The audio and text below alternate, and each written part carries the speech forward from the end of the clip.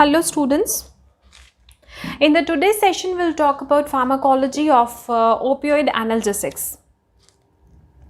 Now a drug that relieves pain is called as analgesic, and analgesics that act on central nervous system and produce morphine-like actions are called as opioid analgesics.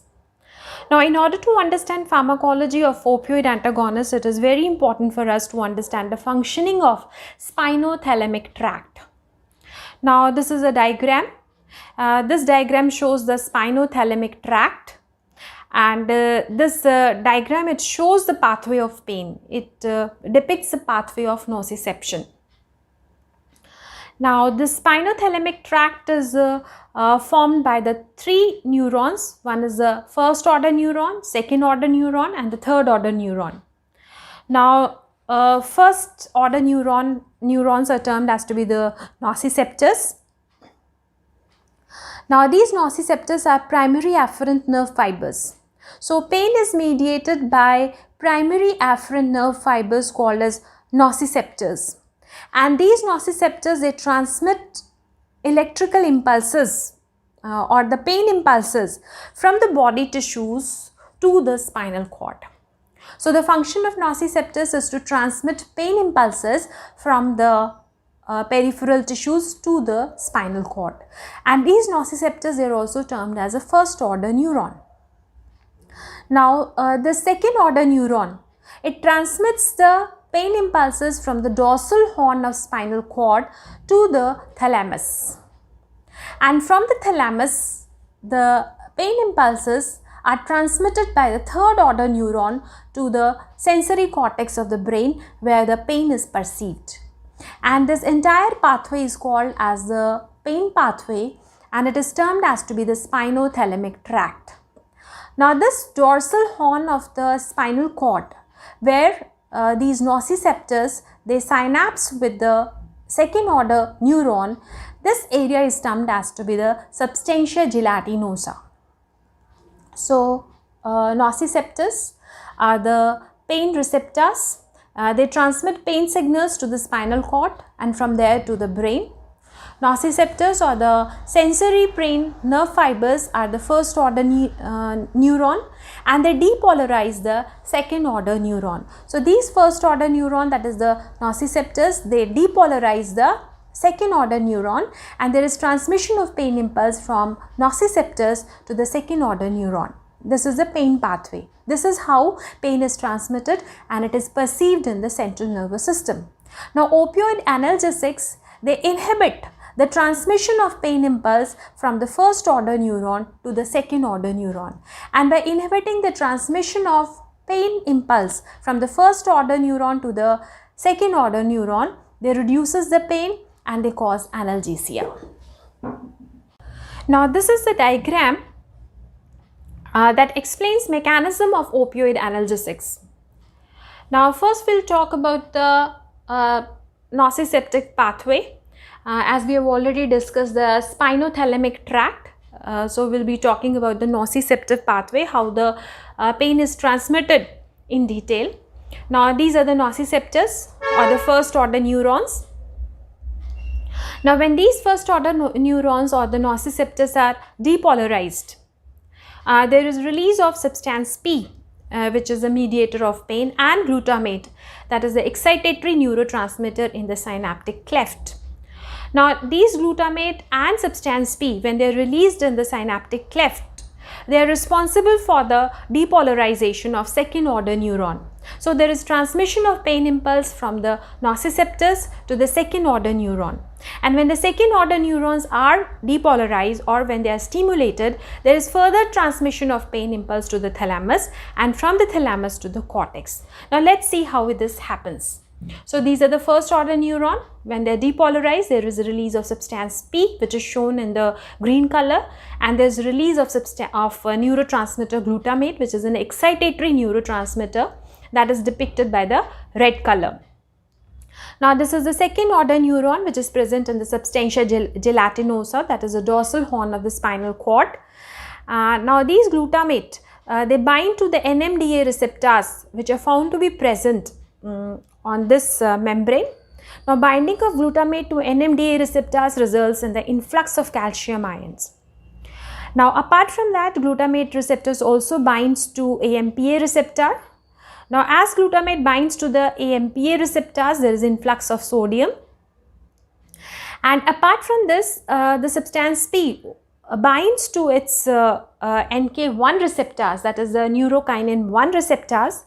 And by binding to the neurokinin 1 receptors, substance P further activate the NMDA receptors. It causes a further enhanced influx of calcium ions. So overall, we can say that glutamate and substance P, they causes influx of sodium ions and calcium ions, which causes generation of excitatory postsynaptic potential, and this second order neuron is stimulated or it is depolarized, and there is transmission of pain impulse from the second order neuron, that is from the spinal cord to the thalamus, and from the thalamus to the brain where the pain is perceived. So this is about the nociceptive pathway or the pathway of pain, which is found in the substantia gelatinosa of the dorsal horn of the spinal cord.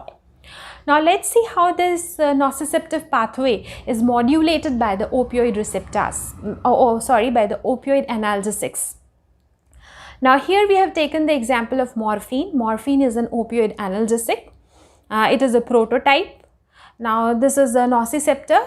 This is a first order neuron, and on the membrane is present, on the presynaptic membrane are present the mu receptors. Morphine binds to these mu receptors. After binding to the mu receptors, morphine inhibits N-type calcium channels, and by inhibiting these N-type calcium channels, morphine inhibits the influx of calcium ions, and reduced influx of calcium ions results in reduced depolarization and reduced release of glutamate and substance P. And because of the reduced release of substance P and glutamate, there is inhibition of transmission of pain impulse from the first order neuron to the second order neuron. This is the first very important mechanism by which the opioid analgesics act.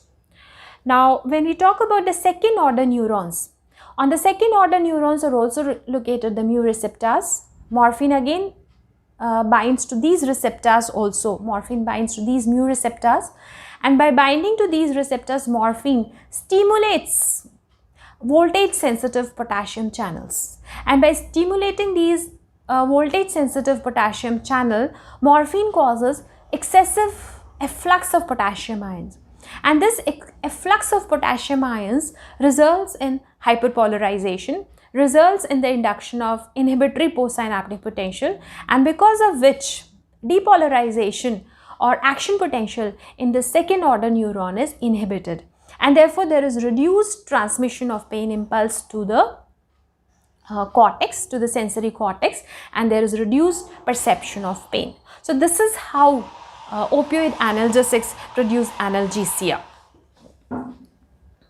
Now there are three types of opioid receptors: mu receptors, kappa receptors and delta receptors. Now coming to the classification of opioid agonist, there are three categories. First category is the natural opium alkaloids, for example morphine and codeine. Second category is of semi-synthetic opiates, for example diacetyl morphine, that is heroin, folcodeine, ethyl morphine. And the third category is of synthetic opioids, for example pethidine, fentanyl, methadone, dextropropoxyphene and tramadol. Now this slide talks about the pharmacological actions of opioid agonist, for example morphine. First category of pharmacological actions are the effect on central nervous system. Opioid agonists, they exhibit site-specific depressant as well as stimulant actions. First effect is of analgesia. Now morphine is a strong analgesic.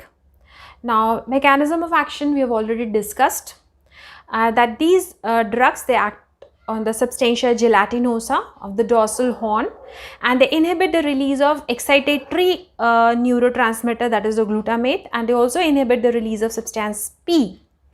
by inhibiting the N-type calcium channels, which are found to be located in the first order neuron, thereby inhibiting the transmission of pain from the first order neuron to the second order neuron.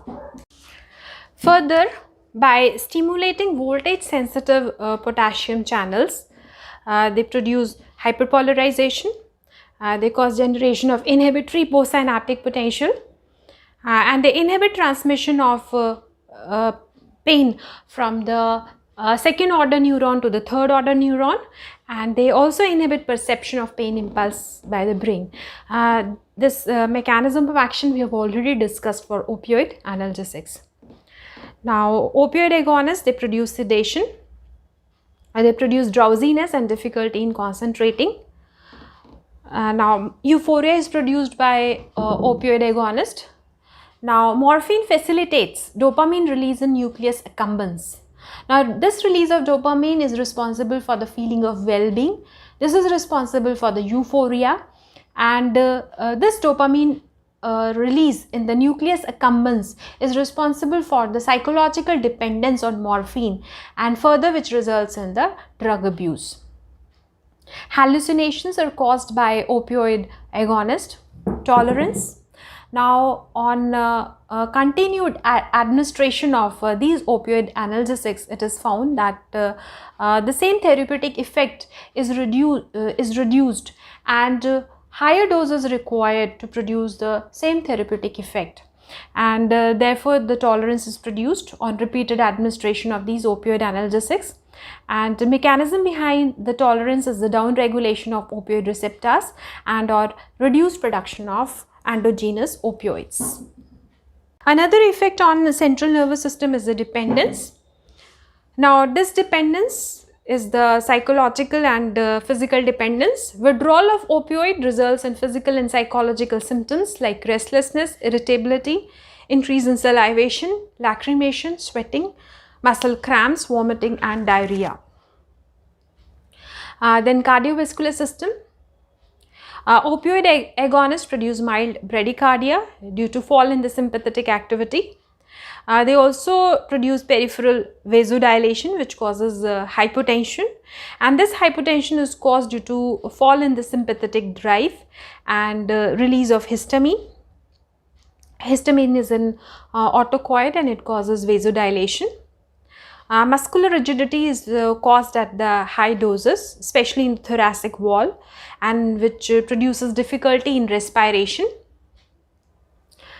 Now, effect on the respiratory system. Opioid agonists, they produce respiratory depression, and this respiratory depression is dose dependent. These are found to be antitussive agents, and they produce depression of the cuff center. Now, these drugs, they stimulate the chemoreceptor trigger zone and causes nausea and vomiting. They reduce propulsive movement in the gastrointestinal tract, and which results in constipation. Now, these opioid agonists, they inhibit release of adrenocorticotropic hormone, prolactin and gonadotropin hormone. On the other hand, these agonists, they increase the secretion of antidiuretic hormone. Now, as we have already discussed, these opioid agonists, they cause release of histamine, which is on one side responsible for hypotension, and on the other hand, release of histamine causes urticaria and itching. Immunity is also reduced by the use of these opioid analgesics. So, this is all about the pharmacology of opioid analgesics. Thanks for watching the video.